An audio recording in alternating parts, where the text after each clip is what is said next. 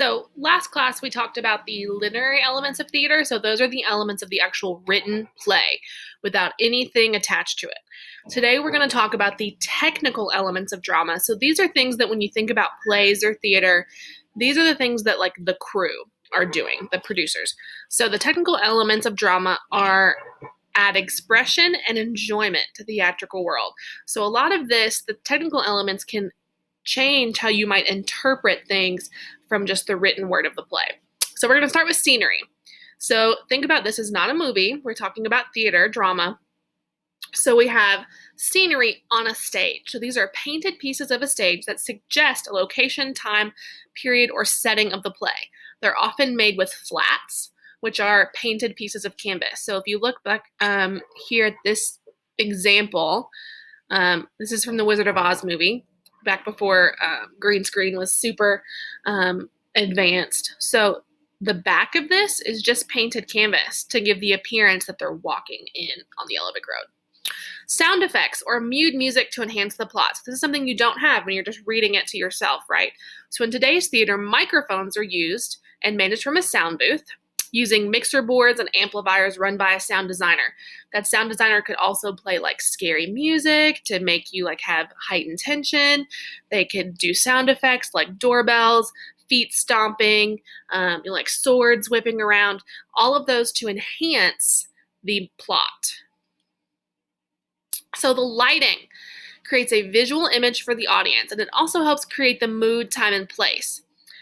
So a lot of times, like you'll see, like we'll have a general lighting that you're getting kind of used to, and then the lighting will change on a certain side of the stage, and that will indicate that that person is maybe in a separate location from everybody else. The lighting can also change the colors of costumes or sets. So think about color theory from our first unit. If you are wearing a red costume, but then all of a sudden they shine yellow light on you instead of white light, you may look orange. Okay, so all of that has to be in play from the lighting designer. Makeup. So this enhances the natural features of actors, so the lighting does not wash them out. It also can enhance the traits of characters, so you can build makeup up to give the people a different look. You can add warts or scars or bruises. You can add wrinkles. And think about how, especially when you're on stage, this is very different. You're not up close and personal in a camera like this where you can see pores. So makeup has to be very exaggerated to be able to be seen from far away from the audience. Costumes. These create the overall feel of the character, time, setting, and place. For instance, somebody in a play that's set in 1842 is not going to be wearing Gucci Couture. Okay, so it has to agree with the time and the place. Costume designers work with the director to find the perfect look and define each character. So you also have to think about the character development and character traits. So if somebody is supposed to be, like a working class warehouse worker, they're not going to be wearing a Gucci suit. Okay, so you have to make the costume fit with those character traits. Set props. So these are items that are stationary on the stage and help identify the setting. So like on one part of the stage, you may have a couch, helping you identify that you're in somebody's living room. On another side of the stage, it may be like a kitchen table, helping you identify that you're in a kitchen. So those props help you identify where you are and what's happening. Then we also have hand props. These are items that are carried on by characters that help identify that character. Like Indiana Jones always has his hat, always has his whip. Katniss always has her bow. Those are things that help identify that character as who they are. They're part of the character. So we have several different types of stages that we're going to talk about. This one is called a thrust because it thrusts into the audience. So there's seating on 3 sides, 1, 2, 3. It's extended into the house. Okay, so you can kind of see all around. Then we have a proscenium stage. This is the type of stage that we have at Tate's Creek where you can only see the front and the audience is always in the front. Okay, so you could be able to hide the kind of backstage from this one. And then you have an arena. This is also known as a theater in the round because the audience is seated on all sides. So for here, there is no backstage. It's like under the stage. All right, stage directions. We'll talk about these more when you get to write your own play. write your own scenes at least. So these are directions in the script used to indicate actors' locations, scenery, and props. They are written from the actor's perspective on stage. So when you're looking at the stage from the audience, they're going to seem backwards because it's written from the actor's perspective. So right and left may be backwards depending on where you are. So stage directions are often cues to actors on how to read dialogue. So say the line is like, no thanks, I'm already full or something, I don't know. But then the stage direction says he says scared, or he says giddy, or he says really slowly, or he says confused.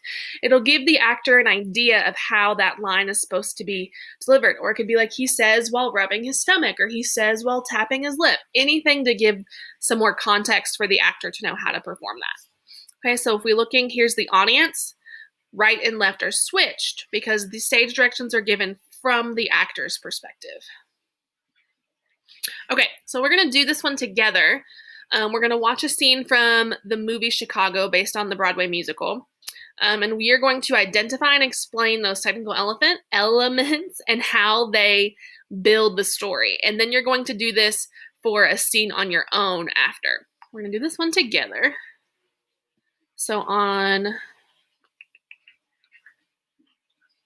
your element of theater notes, on the second page, let me make sure our video doesn't start without us. You have, so we've taken all these notes. Come on. And now we have, so we need to identify 2 examples of scenery, 2 examples of costume, 2 examples of sound effect, lighting, makeup, set props, hand props, and music. So we're watching and listening for all of that.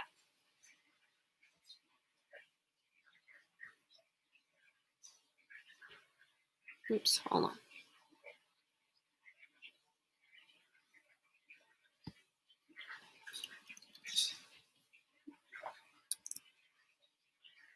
Come on, let me play the sound. Okay.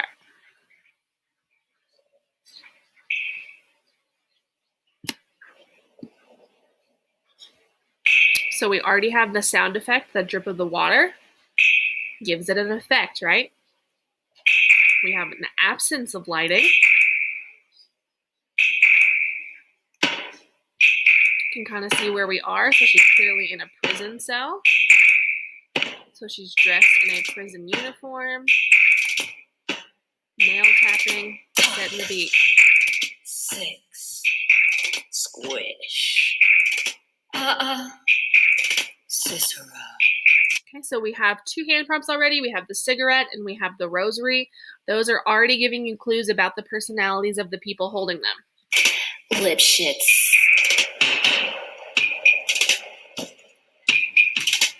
And now, the 6 Mary murderesses of the Cook County Jail in their rendition of The Cell Block Tango. Lipschitz. Pop. 6. Squish. Cicero. Lipschitz. Pop. 6. So stage props could be those bars and the bed that we already saw her in. Squish. Cicero. Lipschitz. Pop. 6. Squish. Cicero. Lipschitz. Pop. 6. Squish. Cicero. Lipschitz. He had it coming. He had it coming. He only had himself to blame. If you'd have been there, if you'd have seen it, I bet you would have done the same. Pop. 6. Squish. So you can see the lighting is focused on only their faces. So we see lots of shadows. Lipschitz. 6. Squish. Cicero. And so now, remember how I talked about in our notes just recently that the light can help indicate that someone is in a different location. So now we are in this person's story. Everyone else is in the shadow. So we're highlighting this specific woman's story now. One of these little habits that get you down. Like Ernie. Ernie liked to chew gum. No, not chew. Pop. So I came home this one day and I'm really irritated and I'm looking for a little bit of sympathy. And there's Bertie lying on the couch, drinking a beer and chewing. No, not chewing. Popping! So I said to him, you pop that gum one more time. And he did. So I took the shotgun off the wall and I fired 2 warning shots into his head. So now that red scarf hand prop is used to indicate blood, death. He had it coming. He only had himself to blame. If you'd have been there, if you'd have heard it, I bet you would have done the same.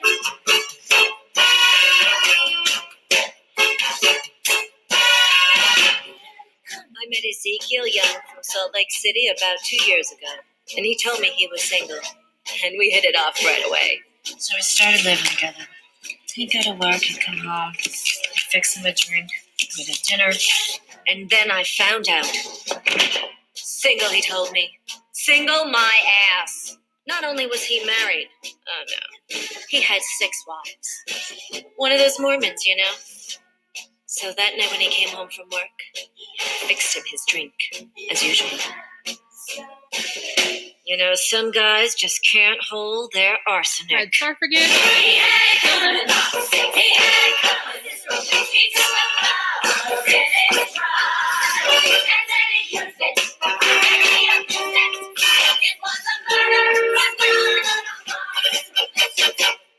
I'm standing in the kitchen, carving up the chicken for dinner. Minding my own business. In storms my husband Wilbur in a jealous rage. You've been screwing the milkman, he said. He was crazy. And he kept on screaming, you've been screwing the milkman. And then he ran into my knife. He ran into my knife 10 times. Again, the red scarf. If you'd have seen it, I bet you would have done the same. Миг, Хирошикей. Маньяко я хирошло кумлево к тому фере. Il me влечет к тому фере. Денемегос. И нарто пломбойок. Netto dom. Mert mondja Uncle Sam Cook intancam. Roboltom. Arenda schenken meg ma razni. Ti namertatek meg. Yeah, but did you do it? Not guilty. Okay, so notice the difference. She had a white flag. So that is some symbolism that she is not guilty.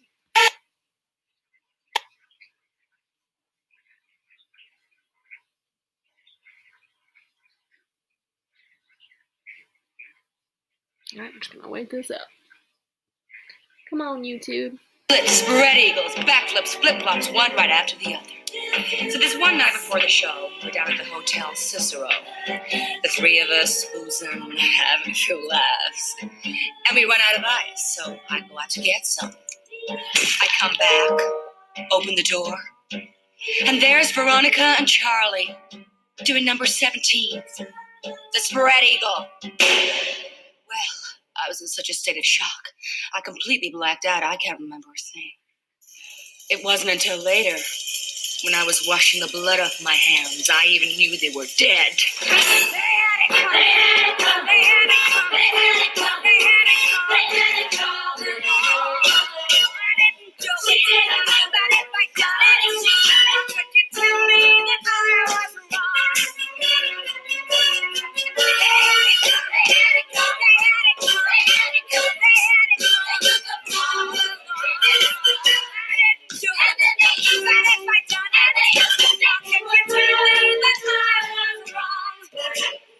I loved Albert Chicks more than I could possibly say. He was a real artistic guy. Sensitive. A painter. But he was always trying to find himself. He'd go out every night looking for himself, and on the way, he found Ruth, Gladys, Rosemary, and Irving. I guess you could say we broke up because of artistic differences. He saw himself as alive. and I saw him dead. That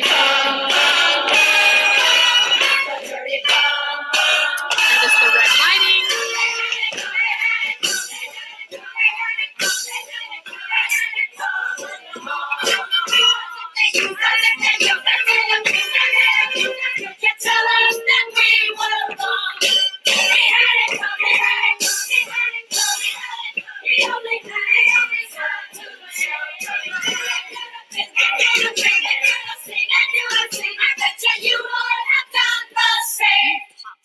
Single my hands 10 times.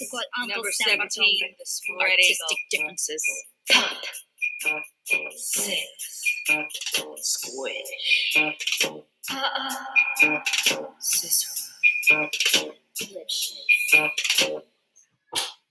All right, so let's go back to our notes. So scenery, costumes. So you can see two different sets of costumes when they're in kind of the real world and then when they're in the musical world. The lighting, sound effects, makeup. You can talk about the differences in when they're in the real world and when they're in their like imaginary musical world where they're telling their stories. There's a big difference in makeup in that they weren't wearing any when they're in the actual prison. And then when they are telling their stories, they'll have big, bold red lipstick, mascara, eyeliner, set props, hand props, the music. All right, so you are giving 2 examples of each and then how it helps the story. How do you know what's happening based on that addition? The hand prop, what does it let you know about? The lighting, what does it let you know? And then you are turning that in. Then you are doing the same thing, but completely on your own. So on this theater viewing guide, at the top you have several options to choose from with scenes from other musicals, The Lion King, SpongeBob, Hamilton, or Frozen. And if you want to use a different musical, if you already have a favorite musical that you want to talk about, that is also fine. Just let me know which one it is. And you're doing the exact same thing, identifying examples of all of those technical elements and how they help develop the story and then submitting that as well.